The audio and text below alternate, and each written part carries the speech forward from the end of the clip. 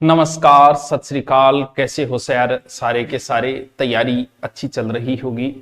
बिना भर्ती के मोटिवेट रहना सबसे मुश्किल काम है, लेकिन पेपर देने के बाद, जैसे अभी आपने आरएस का पेपर दिया होगा या देखा होगा, सरसरी नजरों से देखे तो कोई ये भी कह सकता है कि एक महीने में पढ़ तो ही मेरा 35 सही हो गया, 40 सही हो गया, थोड़ा सो पढ़ तो 60 हो जाता, मेरा प्री में हो जाता।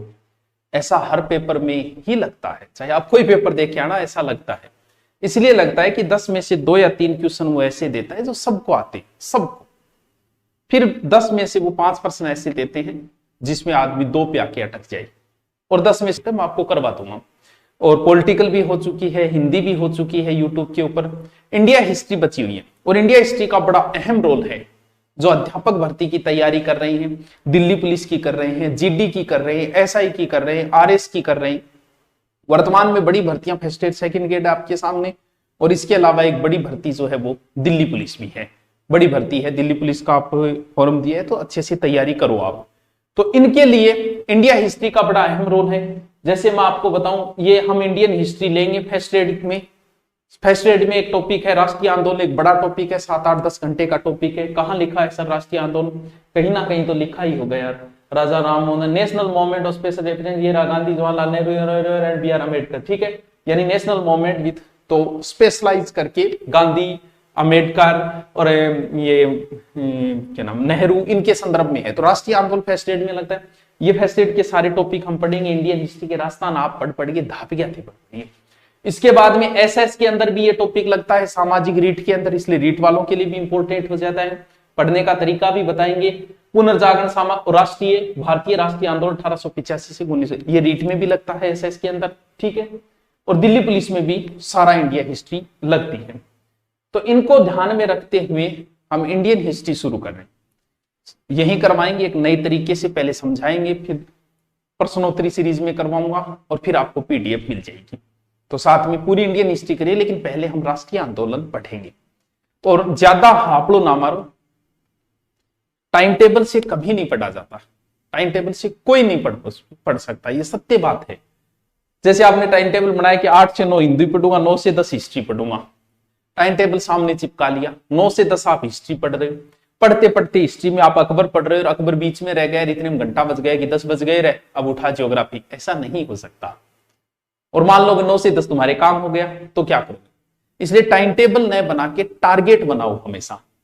टारगेट का मतलब यह है कि जैसे राजस्थान की हिस्ट्री मुश्किल से 15 टॉपिक है, कि ये 15 टॉपिक, एक टॉपिक में 2 दिन लगे या 3 दिन लगे, 3 महीने में मुझे पूरे करने, 3, 4, 5 कितने ही ले लो चाहिए। अरे हम लोगों ने 30 साल बर्बाद कर दिया, कुछ नहीं पढ़ा।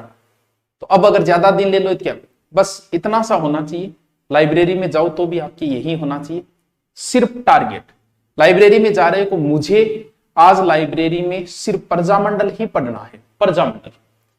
तो प्रजामंडल का ही मैटर लेके जाओ। नहीं, ज्योग्राफी मुझे नदियां पढ़ती, सिर्फ नदियों का मैटर लेके जाओ, अंट संट लेके मत जाओ लाइब्रेरी में, सिर्फ प्रजामंडल। अब प्रजामंडल में 2 मिनट लगे या 2 घंटे लगे या 2 दिन लगे, मुझे पहले प्रजामंडल तैयार करके आगे वाले टॉपिक पे जाना।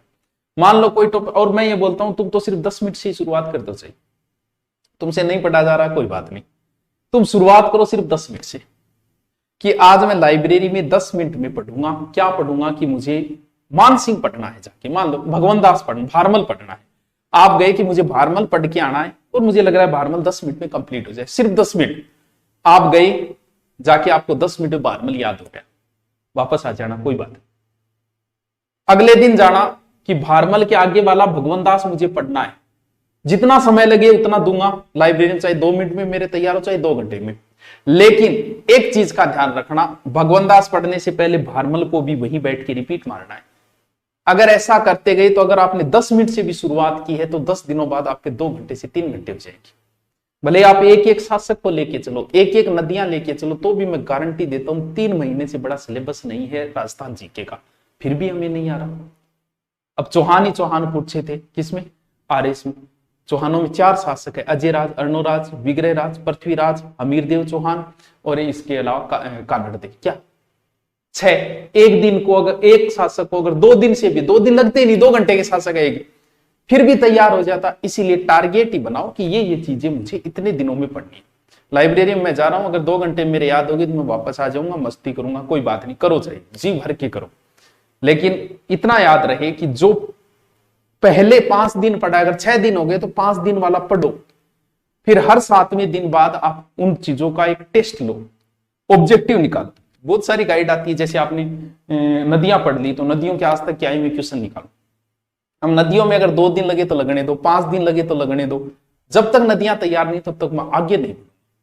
इससे अगर तुम एग्जाम तक अगर 80% भी क्लियर कर लेते हो और उसमें 70 भी करके आ जाते हो तो भी आपका सिलेक्शन है।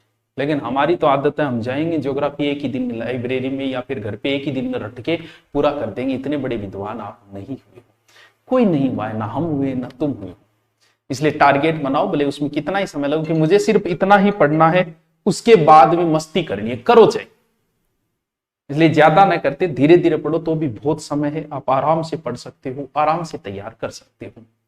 अब हम कल से इंडिया हिस्ट्री शुरू कर रहे हैं, साथ में नोट्स में बनवा दूंगा, आराम से पढ़ो, कोई जल्दबाजी नहीं है। अपलोड वीडियो दिया जाएगा आपको, बढ़िया मैटर के साथ दिया जाएगा। Okay, thank you.